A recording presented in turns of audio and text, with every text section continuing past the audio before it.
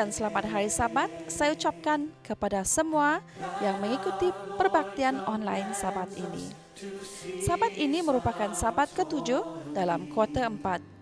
Saya Ratna akan memimpin acara perbaktian kita pada hari ini.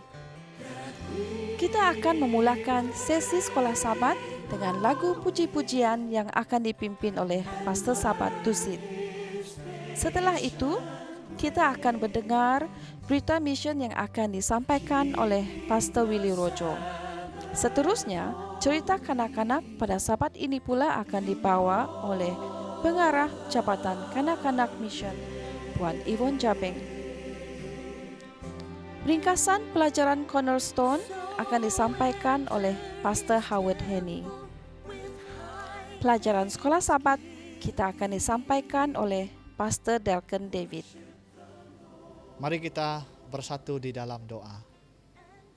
Tuhan kami, Bapa kami yang bertakhta di dalam kerajaan surga, Tuhan yang Maha Kuasa, Tuhan pencipta langit dan bumi dan segala isinya, berkelimpahan kasih setiamu ya Tuhan.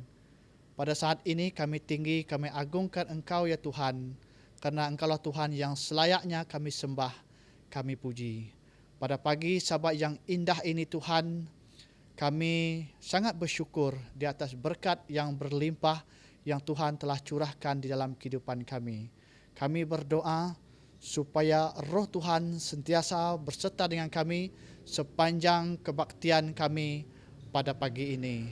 Dan biarlah Tuhan terus memimpin kami dan memberkati semua kami pada pagi ini. Terima kasih Tuhan di atas kebaikan Tuhan dalam kehidupan kami. Dalam nama Yesus kami mengucap syukur dan berdoa. Amin.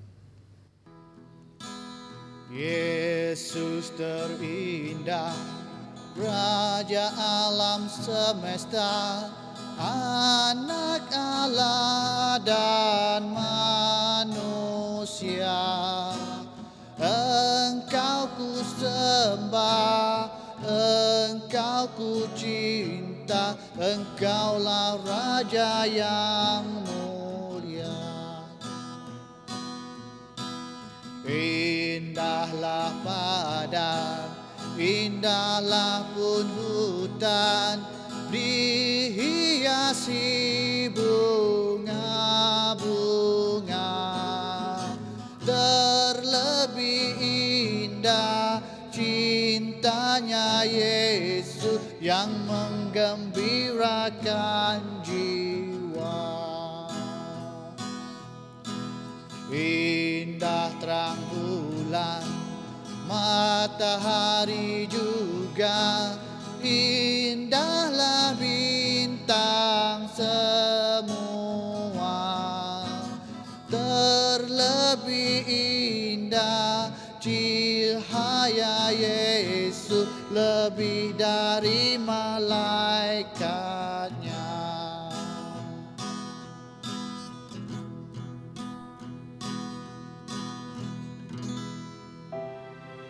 Selamat pagi dan selamat hari Sabat saya ucapkan kepada semua. Pada saat ini saya akan mengkongsikan berita mission yang bertajuk Satu Suara yang Tenang, yang ditulis oleh Wilbert Pereira yang berumur 44 tahun. Wilbert Pereira sedang menumpang kereta sepupunya yang dia belum jumpa selama 30 tahun. Semasa mereka sedang dalam perjalanan ke sebuah pesta pernikahan di Central Selatan India. Istri Wilbert menghubungi mereka dan ingin tahu keadaan sepupu Wilbert dan Wilbert sendiri. Dan Wilbert mengatakan, "Puji Tuhan, kami baik." Sepupunya yang bernama Walter kelihatan heran dan terkejut. Tidak ramai orang di negara India yang beragama Kristen. "Apa agama kamu?" tanya Walter. Wilbert memberitahu dia berapa tahun yang lalu sering ke gereja dan mengikuti ibadah di gereja. Tetapi setelah berhenti apabila mengetahui bahwa kepercayaan tidak sesuai dengan ajaran Alkitab, kata Wilbert. Kitab suci mengatakan, "Aku adalah Tuhan, kamu tidak ada Tuhan yang lain selain aku." Tetapi gereja buat patung Maria dan tunduk kepada patung Yesus. Saya sedang mencari kebenaran gereja yang betul. Jangan khawatir, kata Walter, kamu hampir kepada kebenaran. Satu hari Tuhan akan membawa kamu kepada gereja yang benar. Di waktu pesta pernikahan, makanan yang dihidangkan adalah ala vegetarian. Wilbur sangat kecewa karena tiada daging, apalagi minuman keras yang disediakan. Apabila sampai di rumah pada malam hari, Wilbur terus coba mencari kebenaran dalam kepercayaannya. Dalam beberapa minggu seterusnya, Wilbur terus pergi ke tempat-tempat ibadah atau sembahyang agama bukan Kristen di Bandaraya Bengaluru. Wilbur semakin sadar sekarang bahwa gereja zaman anak-anaknya telah menyesat dan menyimpang dari ajaran Alkitab. Pada hari Sabtu, Wilbur memberitahu istrinya bahwa dia tidak lagi akan datang ke gereja pada hari Ahad bersama dengan Ja. Saya tidak akan pergi ke gereja pada hari Ahad dengan kamu lagi, kata Wilbur. Pada petang itu, istrinya Nancy pun panggil ahli-ahli keluarganya dan saudara mara yang lain untuk coba memujuk Wilbur supaya menukar pikiran dan terus berbakti pada hari Ahad. Tetapi Wilbur tetap dengan pendiriannya. Pada masa yang sama, Wilbur sedang berpikir di mana dan apakah gereja yang harus diikutinya. Pada pagi hari Ahad, semasa dia sedang berjalan menuju ke sebuah kedai untuk membeli bahan-bahan ataupun makanan untuk mereka tengah hari, dia berpikir tentang gereja. Apakah gereja yang harus diikutinya? Tiba-tiba dia mendengar satu suara laki yang sedang berbisik dengannya dengan tenang dan dengan penuh lemah lembut. Sila panggil sepupumu, kata suara itu. Wilbur tidak ambil peduli pada suara itu dan terus berjalan. Sila panggil sepupumu, kata suara itu lagi. Wilbur pun berhenti sambil melihat dari mana suara itu datang.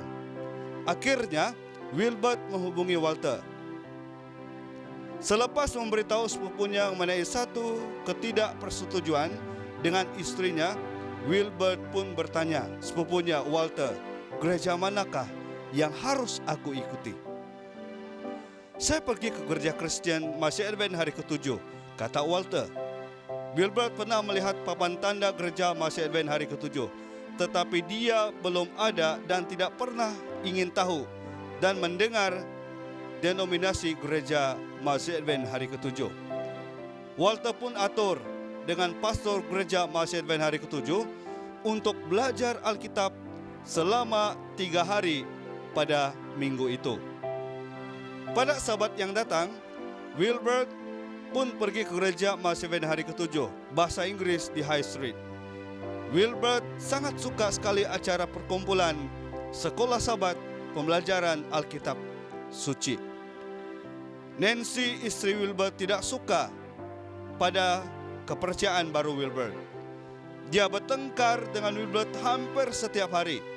Tetapi Nancy memerhatikan ada banyak perubahan yang berlaku pada Wilbur. Walaupun Nancy bergaduh dengan suaminya setiap hari, Wilbur semakin sikap sabar dan tenang saja dalam pertengkaran tersebut. Gaya kehidupan Wilbur semakin banyak berubah. Dia tidak sudah merokok, dia berhenti minuman keras. Wilbur lebih dekat dengan anak-anaknya. Dia tidak membalas dengan cakap kasar ataupun hendak bergaduh dengan Nancy.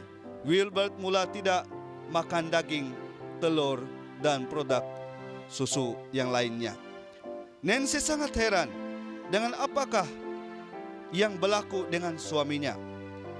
Keheranan Nancy semakin bertambah apabila Wilbur mula memasak makanan awal pagi, dan pada hari Sabtu sebelum menjelang hari Sabat, Wilbur mengemas rumah dan mempersiapkan segala keperluan untuk hari Sabat keesokan harinya. Semua makanan yang disediakan Wilbur adalah sayur-sayuran dan buah-buahan. Wilbur mengajak Nancy dan anaknya untuk makan bersama masakan yang telah dimasak oleh Wilbert. Wilbert pun dengan sedaya upaya menerangkan kepada Nancy bahwa dia hanya ingin menghormati dan memuliakan Tuhan dengan apa yang dia lakukan selama ini. Ini termasuk menyimpan dan menyembah pada hari Sabtu, yaitu hari Sabat, serta menjaga tubuh badan dan menjaga keluarga. Nancy pun berhenti bergaduh dengan Wilbert. Dia merasa malu sebab selama ini Wilbert tidak pernah membalas dia dengan kata-kata kasar atau hendak bergaduh dengannya. Dan sekarang Nancy mengaku bahwa kesehatan Wilbert adalah lebih baik dari kesehatan dia sendiri. Oleh karena pada saat ini Nancy sendiri sedang mengidap ataupun mengalami pelbagai penyakit kronik. Apabila gereja Maseven hari ke-7 tempatan mengadakan seminar dan klinik kesehatan percuma, Wilbert pun jemput istrinya Nancy untuk pergi bersama dengan dia. Selepas menghadiri seminar dan klinik kesehatan percuma itu, Nancy belajar bahwa kesehatan manusia banyak bergantung dan ada hubungan dengan fisikal tubuh badan dan rohani. Perkara ini adalah perkara yang sangat baru yang Nancy jumpa sepanjang seminar kesehatan tersebut. Apabila balik ke rumah, Nancy tidak sabar-sabar lagi untuk menghubungi kawan-kawannya mengenai seminar dan klinik kesehatan yang baru dia ikuti. Hari Sabat seterusnya, Nancy pun masih tolak jemputan suaminya untuk pergi ke gereja berbakti kepada Tuhan pada hari Sabat. Tetapi dia mengizinkan anaknya untuk mengikuti suaminya Wilbert dalam mengikuti acara kebaktian. Dan ini adalah kali pertama Wilbert membawa anaknya ke gereja pada hari Sabat. Pada petang itu, anak mereka pun dengan sungguh gembira ingin mengkongsikan berita semasa di gereja. Dia memberitahu emaknya mengenai sekolah Sabat anak-anak. Pada saat itu, minat dan keinginan Nancy pada gereja dan hari Sabat menjadi sangat kuat dan tinggi. Nancy pun memohon agar suaminya membawa dia berjumpa dengan pendeta untuk belajar Alkitab bersama. Selepas beberapa minggu belajar Alkitab, Nancy pun mula dan ada perubahan dalam kehidupannya dan mula mempelajari dan mendalami pasal ataupun mengenai hari Sabat, hukum 10 dan ajaran Alkitab yang lainnya. Saya tidak akan bekerja lagi pada hari Sabat. Saya akan berhenti makan makanan yang haram, kata Nancy kepada suaminya. Kalau saya dibuang kerja oleh hari Sabat, saya sanggup. Wilbert dan Nancy bekerja sepenuh masa sebagai pegawai pendidikan perobatan. Mereka berdua sedang mengajar mengenai kesehatan dan memberikan rawatan kepada orang-orang kampung di sekitar desa di negara India. Tujuan utama adalah untuk mengajar prinsip kesehatan, pada masa yang sama membawa mereka kepada Tuhan Yesus, penyembuh sebenarnya, yaitu Yesus, kata Wilbert. Sebagian persembahan Sabat ke-13 sedunia suku keempat tahun 2020 akan digunakan untuk membina 2 buah gereja Maseven hari ke-7 yang baru di Bandaraya Bengaluru, India. Bandaraya Bengaluru adalah bandar yang paling dekat dengan rumah Wilbert dan istrinya Nancy tinggal. Sekian, terima kasih saya ucapkan kepada semua. Sampai di sini saja berita mission kita. Tuhan memberkati.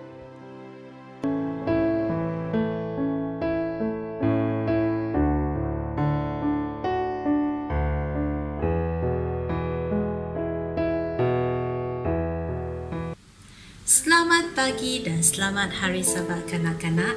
Saya Aunty Yvonne. Cerita pada hari ini ialah tentang seorang pemuda yang tubuhnya telah kehilangan bahan api. Dia meninggal dunia, tetapi kasih dan kuasa Yesus telah mengembalikan kegembiraan kepada ibunya. Ayat hafalan kita adalah, Aku akan mengubah perkabungan mereka menjadi kegirangan, akan menghibur mereka dan menyukakan mereka sesudah kedukaan mereka. Yeremia 31 ayat 13. Hari ini, mesej kita adalah Yesus memberikan kasih dan limpah kurnia-Nya dengan percuma.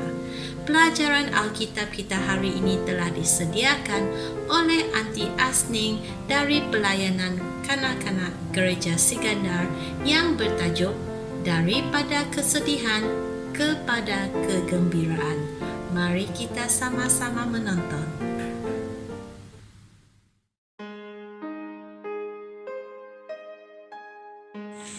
Pelajaran 7 bertajuk Dari Dukacita ke Sukacita.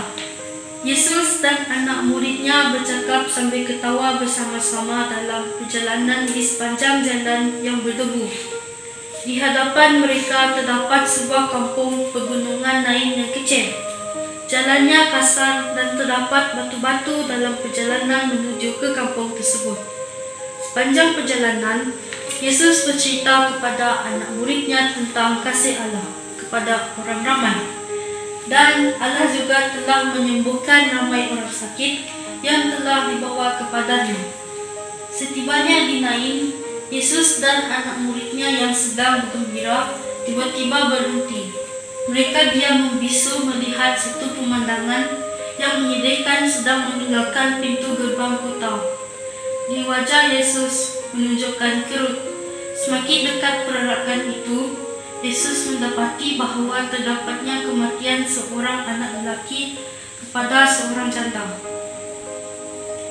Yesus melihat kepada ibu yang berduka itu. Hati Yesus turut merasa pilu apabila melihat ibu ini bersedih. Yesus merasakan kesusahan dan kesedihan ibu ini sementara ibu itu terus meratapi anaknya. Yesus tahu bahawa ibu ini telah kehilangan suami beberapa bulan sebelum ini.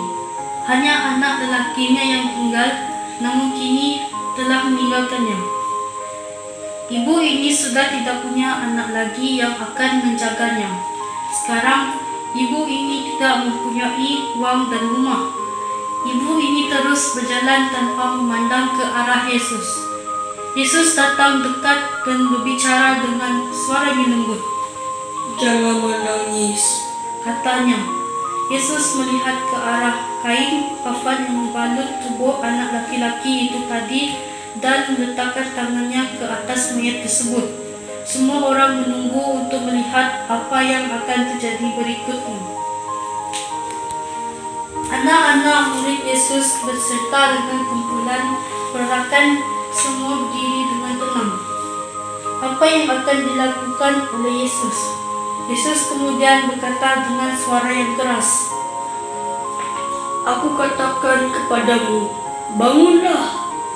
Suara Yesus dapat didengari oleh semua orang di sana. Tiba-tiba anak lelaki janda itu duduk dan mulai bercakap.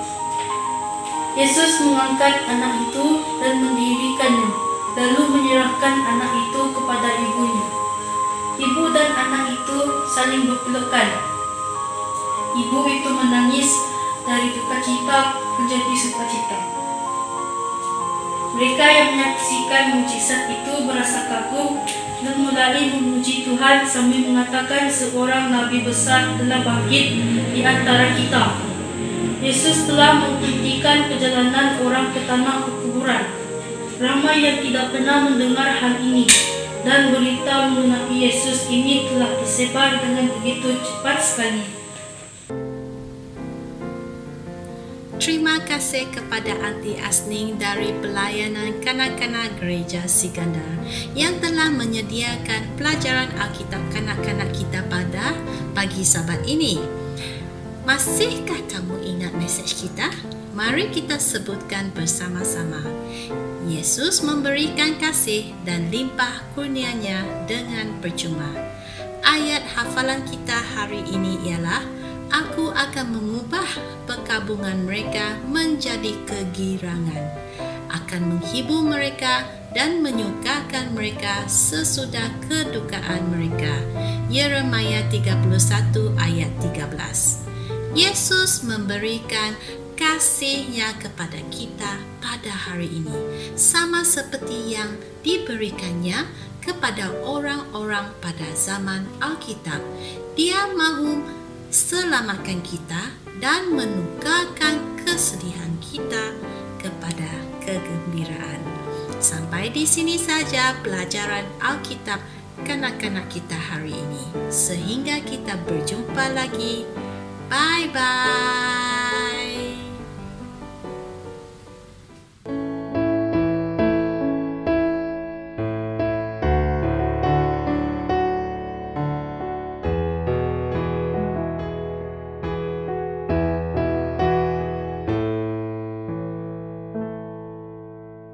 Saudara-saudari yang dikasihi di dalam Kristus, selamat pagi dan selamat hari Sabat.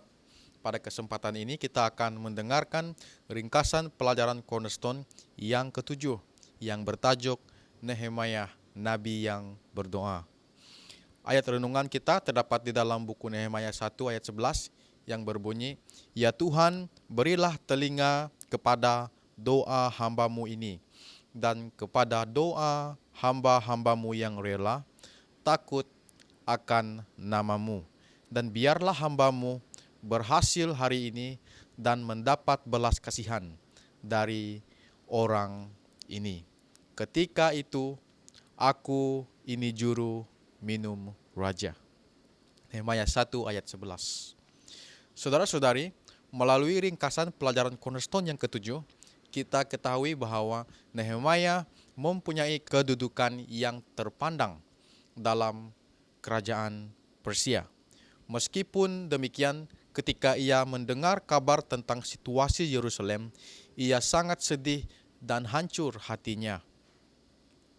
Reaksi Nehemia ini memperlihatkan kepeduliannya yang mendalam terhadap keadaan negara dan juga bangsanya. Ia menangis, ia berkabung, berpuasa dan berdoa. Zaman ini juga, para Kristen tidak lagi menjadi pembangun tembok kota seperti Nehemia. Namun Kristen dapat mempunyai kepedulian bagi saudara-saudaranya seperti yang dimiliki Nehemia pada masa itu. Amin. Kesedihan yang mendalam tidak membuatkan Nehemia marah ketika mendengar kesengsaraan saudara-saudaranya di Yerusalem. Langkah pertama dan yang terpenting yang dilakukan Nehemia adalah berdoa dengan penuh hati. Doa baginya adalah yang paling utama sebelum melakukan tindakan apapun, sebab ia berdoa kepada Allah yang mampu dan mahu menolong umatnya yang mencari Dia. Di dalam ayat 5 ayat ke-6. Ia mampu sebab bukankah Ia adalah Allah semesta langit yang maha kuasa dan maha dahsyat. Ia mau sebab Ia adalah Allah yang berpegang pada perjanjian dan kasih setianya. Bagaimana Nehemia berdoa?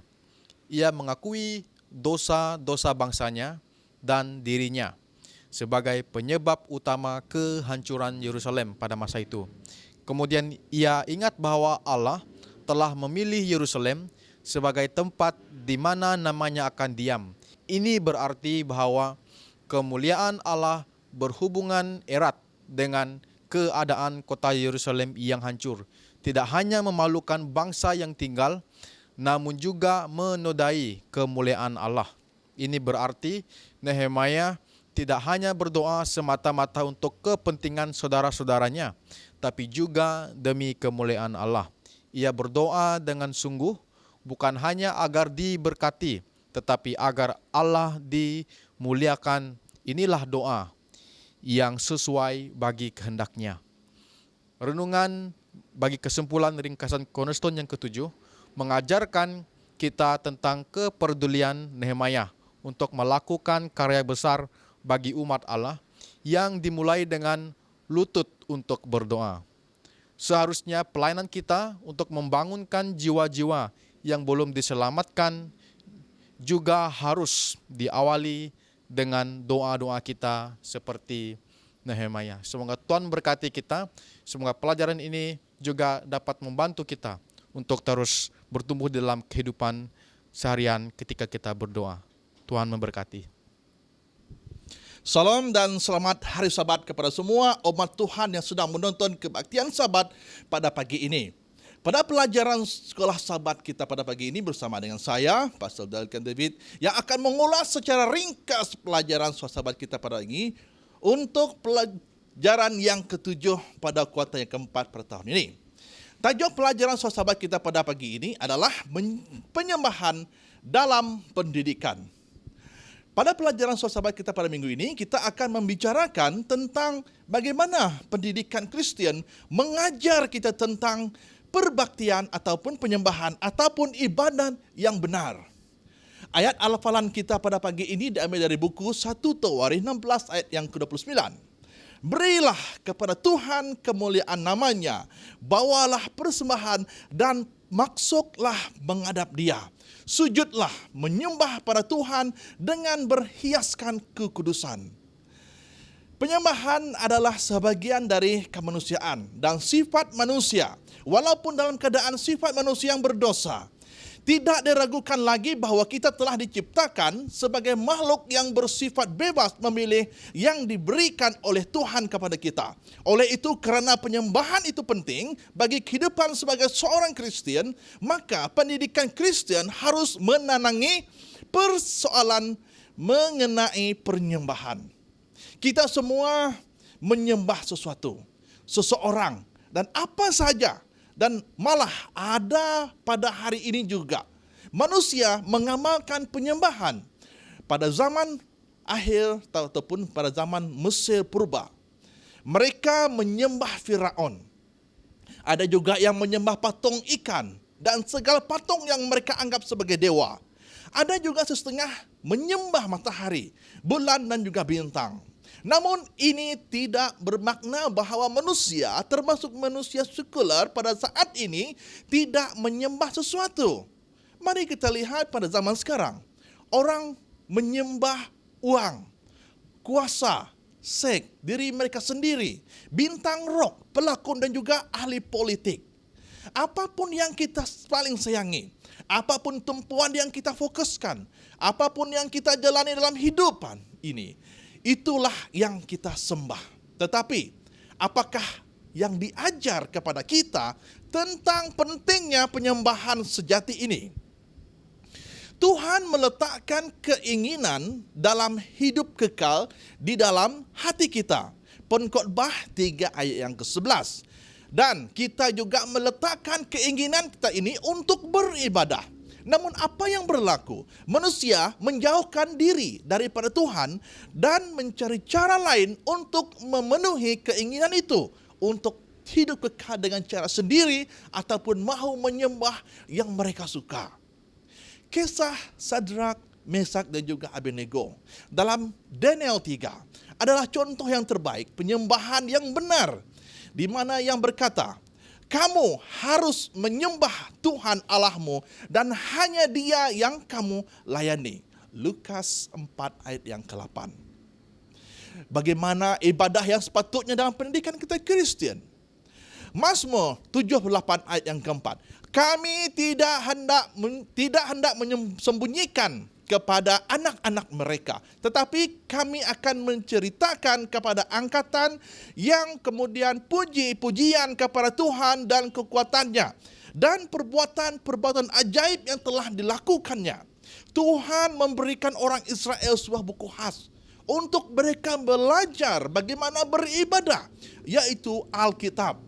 Dalam buku Mazmur 78 adalah contoh yang terbaik bagaimana kita beribadah, yaitu dengan menceritakan kekuatan, keajaiban dan juga hukum Tuhan.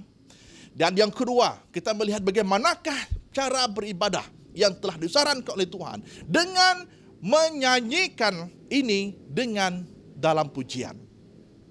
Dan perkara yang harus kita ingat, Sebab mengapakah kita harus beribadah? Pertama, supaya generasi akan datang mengenal Tuhan dan memujinya. Yang kedua, supaya mereka tidak mengulangi kesalahan nenek moyang mereka. Apa yang dibawa oleh penyembahan yang benar? Yang pertama adalah percaya kepada Tuhan, ketaatan kepada perintahnya. Yang ketiga, mengelakkan pemberontakan. Yang keempat adalah kesetiaan. Yang kelima, mematuhi perjanjian. Dan yang keenam adalah tetap berhubung dengan Tuhan. Dan ini adalah yang dibawa oleh penyembahan yang benar. Seterusnya kita akan melihat bagaimana kita menyembah dalam roh dan juga kebenaran. Di dalam buku Yohanes 4 ayat 24, Allah itu roh dan barang siapa menyembah dia harus menyembahnya dalam roh dan juga kebenaran.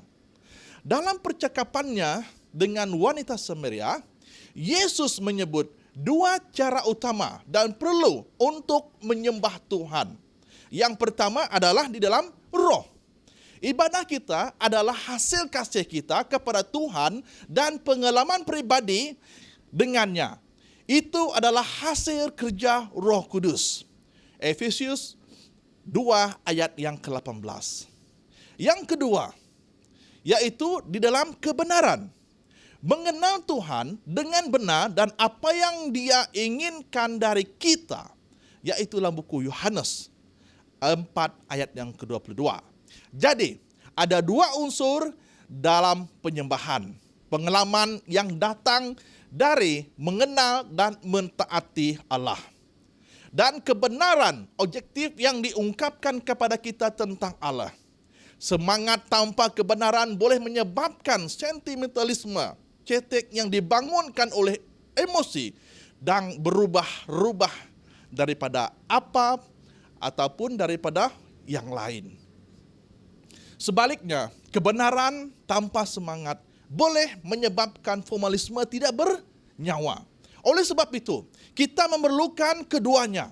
Dan apakah kandungan utama dalam penyembahan kita kepada Tuhan? Mazmur 29 ayat yang kedua mengatakan, berilah kepada Tuhan kemuliaan namanya, sujudlah kepada Tuhan dengan berhiaskan kekudusan. Salah satu adegan penyembahan yang lebih mengembirakan terdapat dalam 1 Tuarikh 16, di mana kita melihat Daud dengan gembira menari di hadapan bahtera dan memberi makanan kepada orang-orang. Daud menemukan alasan sebesar untuk sukacita dalam menyembah Tuhan di rumah Tuhan, yaitu kemah suci. Mazmur 84 ayat yang kedua.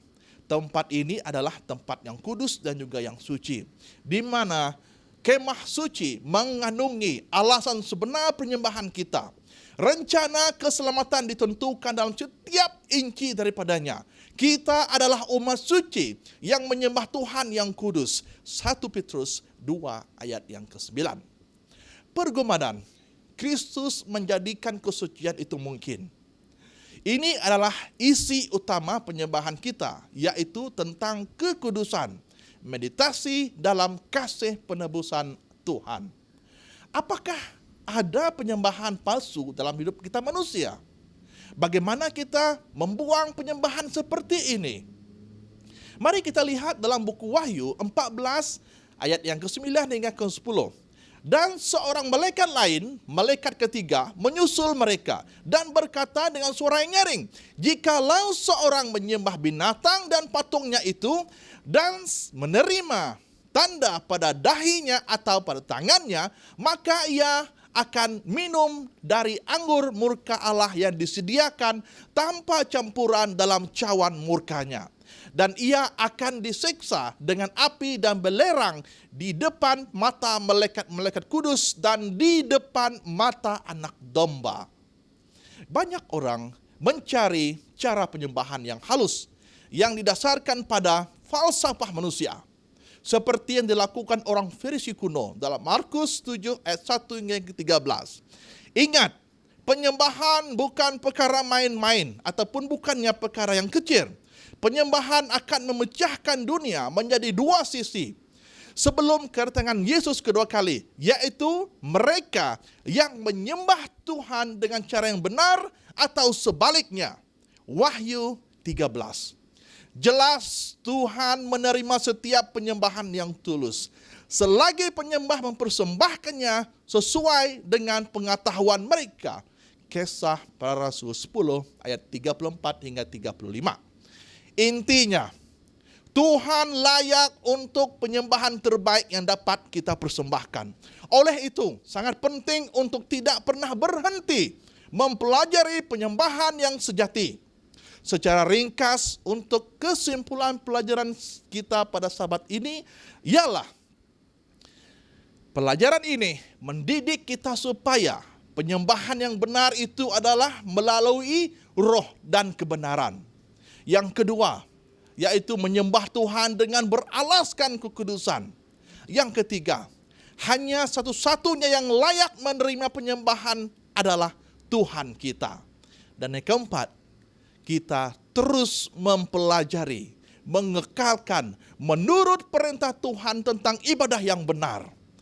Semoga semua kita mendapat manfaat dari pelajaran pada minggu ini dan seterusnya menyembah Tuhan kita yang maha besar. Selamat hari Sabat. Shalom. Mari kita semua berdoa.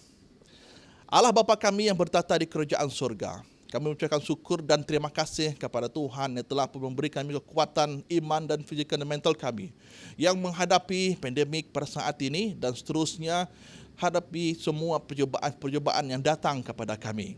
Pada saat ini Tuhan, kami mohon agar Tuhan memberikan pengertian kepada kami yang lebih mendalam tentang penyembahan Tuhan yang benar, agar kami terus mempersembahkan diri kami dan menyembah Tuhan dengan cara yang betul dan juga benar.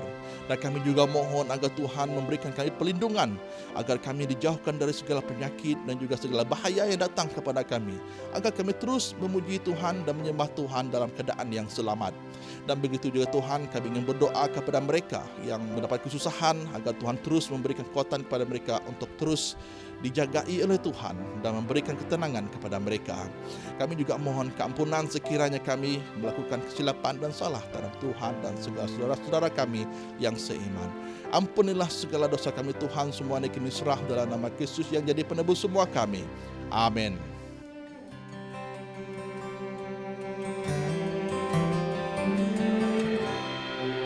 Remember the Sabbath to keep it holy. Honor the day that our Lord commands us to cease our toiling, and we obey, that we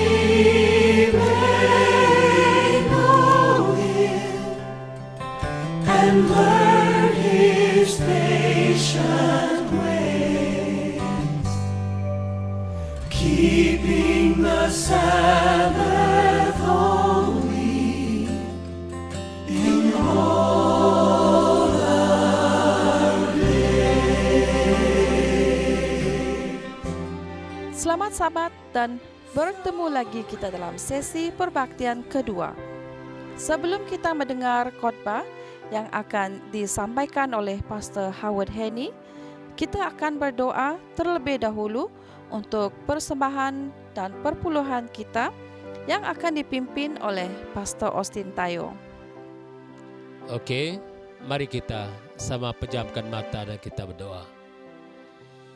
Ya Tuhan Bapa kami yang bertakhta dalam kerajaan syurga, puji atas nama-Mu Tuhan yang terbaik dan mempunyai segalanya dalam dunia ini.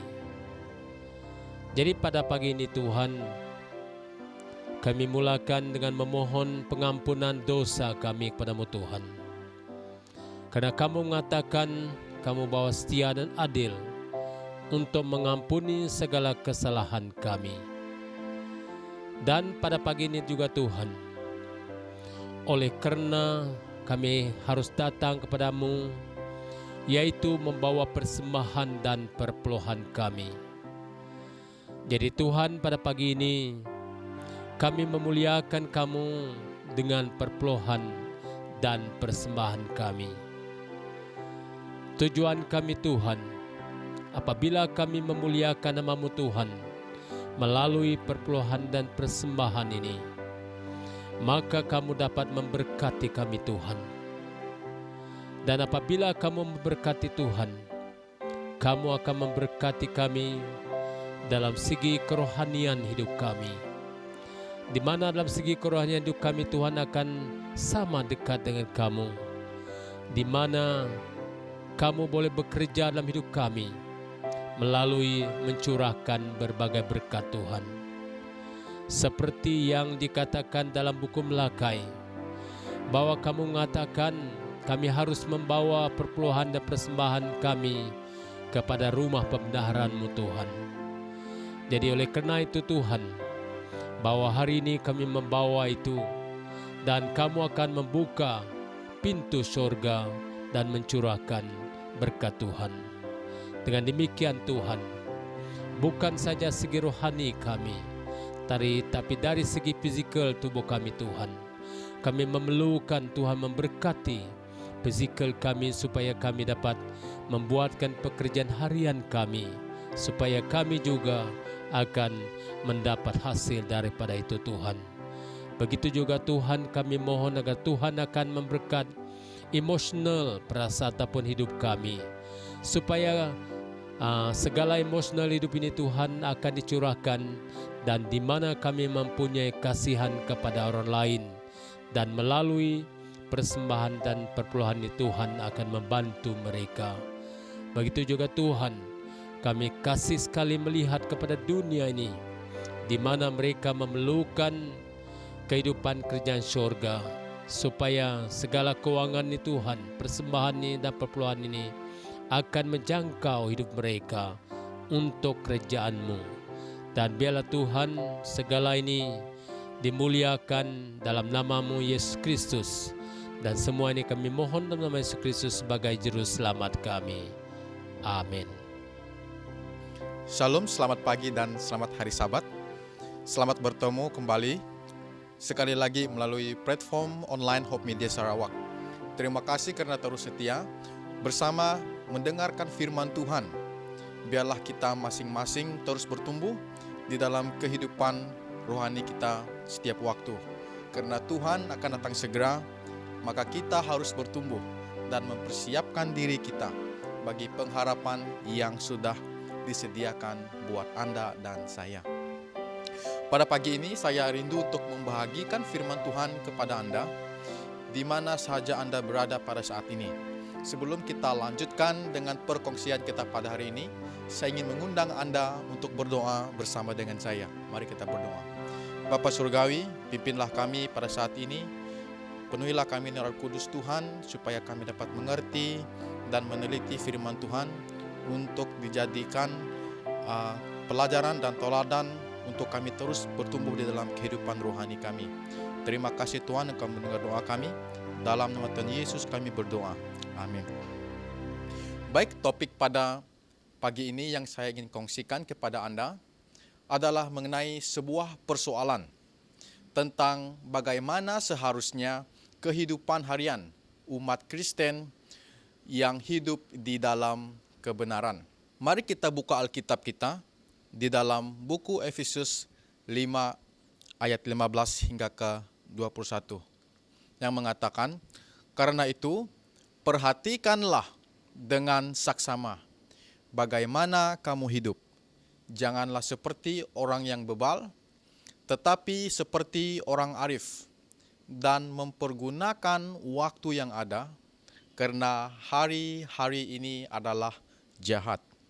Sebab itu janganlah kamu bodoh, tetapi usahakanlah supaya kamu mengerti kehendak Tuhan. Ayat ke-18, dan janganlah kamu mabuk oleh anggur, karena anggur menimbulkan hawa nafsu. Tetapi hendaklah kamu penuh dengan roh. Ayat ke-19, dan berkata-katalah kepada yang lain dalam mazmur, kidung puji-pujian, dan nyanyian rohani. Bernyanyi dan bersoraklah bagi Tuhan dengan segenap hati. Ke-20, ucaplah syukur senantiasa atas segala sesuatu dalam nama Tuhan kita, Yesus Kristus, kepada Allah dan Bapa kita. Ayat yang ke-21 mengatakan, dan rendahkanlah dirimu akan seorang kepada yang lain di dalam takut akan Kristus. Ada 3 prinsip yang harus kita ambil dan teliti daripada ayat ini. Prinsip yang pertama adalah di dalam ayat yang ke-15, di mana ia mengajak kita untuk senantiasa memperhatikan cara kehidupan kita setiap hari sebagai umat Kristen yang tahu dan mengenal akan kebenaran di dalam Alkitab. Apabila kita menilai kehidupan kita, kita harus juga melihat daripada segala aspek kehidupan kita. Daripada aspek perbuatan kita, percakapan kita. Apa yang kita dengarkan, apa yang kita lakukan, dan apa yang kita rasa. Semua itu harus diperhatikan apakah ianya berlandas dengan ajaran yang kita telah pelajari daripada kehidupan Yesus, khususnya firman Tuhan. Prinsip yang kedua adalah tentang penggunaan waktu yang terdapat di dalam ayat 16 dan ke-17. Persoalannya, bagaimana Anda mengisi waktu Anda setiap waktu? Kebanyakan kita pada saat ini lebih mengutamakan waktu untuk hal-hal pesta duniawi. Kita cenderung untuk melakukan hal-hal yang menyenangkan hati kita.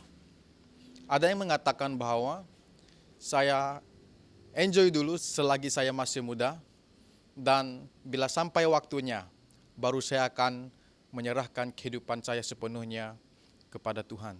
Pokoknya, manusia tidak mengutamakan waktu mereka dengan Tuhan di dalam kehidupan mereka. Mereka senang untuk hidup bebas dari kebenaran Tuhan. Mereka tidak mau dikongkong. Oleh itu, ramai Kristen pada hari ini mati dalam kehidupan rohani mereka. Namun persoalannya kembali lagi, bagaimana kita sebagai umat Kristen yang hidup di dalam kebenaran mengisi waktu kita setiap waktu. Di dalam ayat 17 mengatakan, sebab itu janganlah kamu bodoh, tetapi usahakanlah supaya kamu mengerti kehendak Tuhan. Saudara dan saudari, persoalan kembali dipertanyakan, bagaimanakah kita mengetahui kehendak Tuhan sedangkan kita tidak pernah melihat Tuhan? Saudara dan saudari, Tuhan telah memberikan kita firman-Nya untuk dibaca. Maka daripada itulah kita mengenal Tuhan kita dan kita mengetahui kehendak Tuhan yang kita terima sebagai kebenaran dan harus menjadi fondasi dan prinsip-prinsip kehidupan kita di dalam setiap aspek kehidupan kita setiap hari. Prinsip yang ketiga terdapat di dalam ayat yang ke-18 hingga ke-21. Prinsipnya ialah dipenuhi dengan Roh Kudus. Ketika kita mulai membaca firman Tuhan, kita juga akan dipenuhi dengan Roh Kudus karena kita telah mengenal Tuhan, mengenal kehendak Tuhan, dan Roh Al-Kudus akan mengajarkan kita tentang apa yang Tuhan kehendaki di dalam kehidupan kita. Ayat 18 mengatakan, dan janganlah kamu mabuk oleh anggur, karena anggur menimbulkan hawa nafsu, tetapi hendaklah kamu penuh dengan roh. Di dalam ayat ini ada 2 pilihan yang kita lihat di sini. Pertama, Ketika kita tidak dipenuhi dengan roh, kita akan dipenuhi dengan nafsu kita.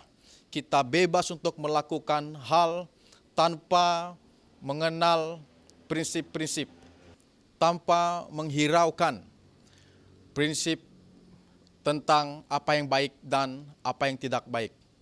Namun, ketika kita mulai kembali kepada Tuhan, mengetahui kebenaran yang menjadi fondasi kehidupan kita, yaitu firman-Nya, kita akan dipenuhi dengan Roh Al-Kudus.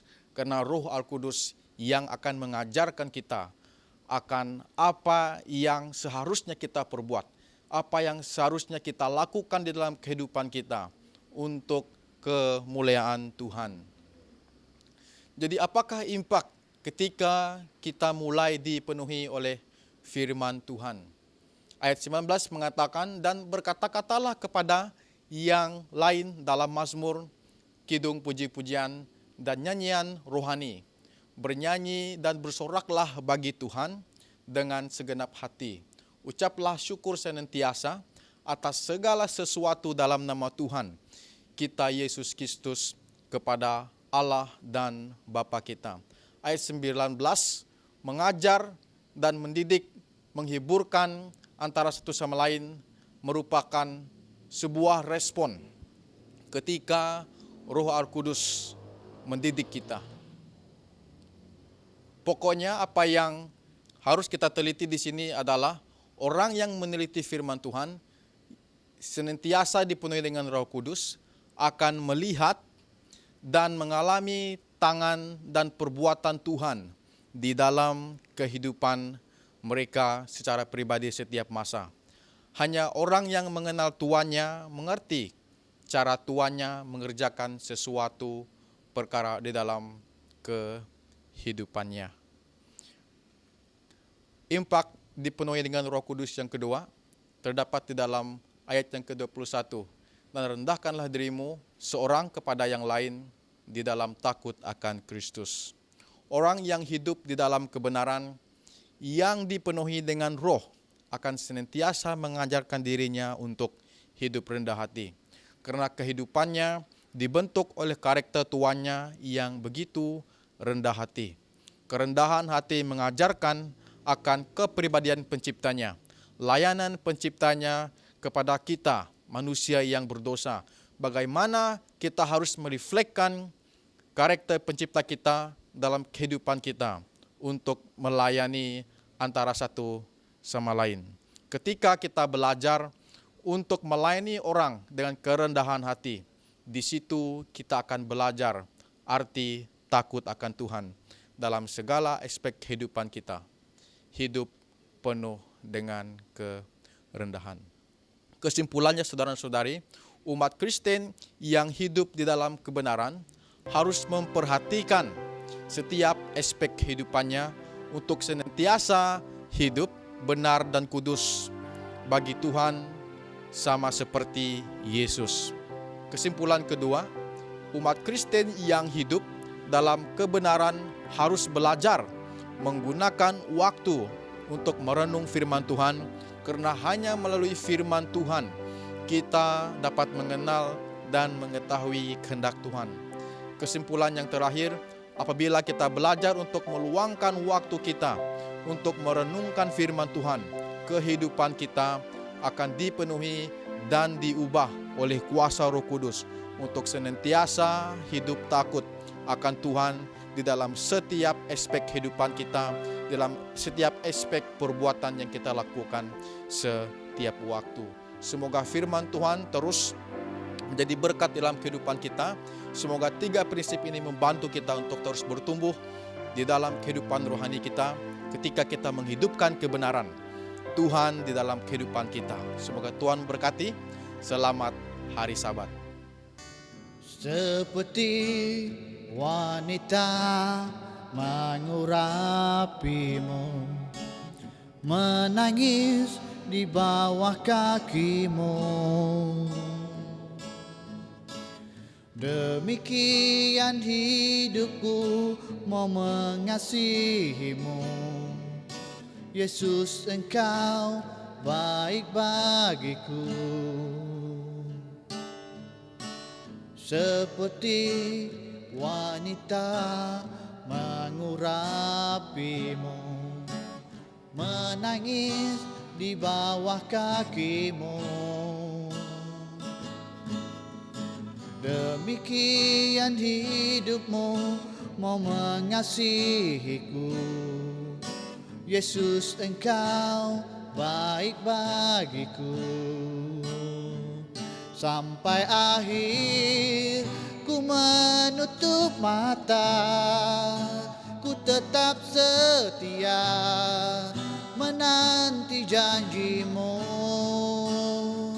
Sampai ku dapatkan mahkota kehidupanku, ku tetap setia mau melayanimu. Sampai akhir ku menutup mata, ku tetap setia menanti janjimu. Sampai ku dapatkan mahkota kehidupanku, ku tetap setia mau melayanimu. Ku tetap setia mau melayanimu. Ku tetap setia mau melayanimu.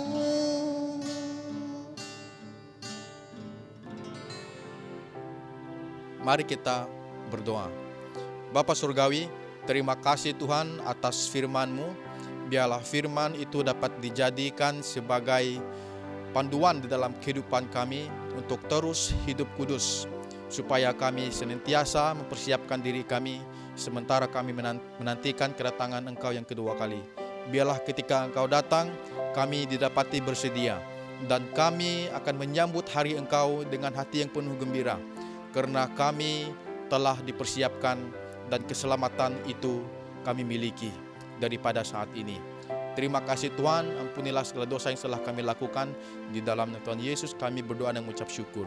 Amin. Terima kasih kepada semua kita yang sudah mengikuti perbaktian online pada Sabat ini. Dan semoga kita bertemu di lain waktu. Tuhan memberkati.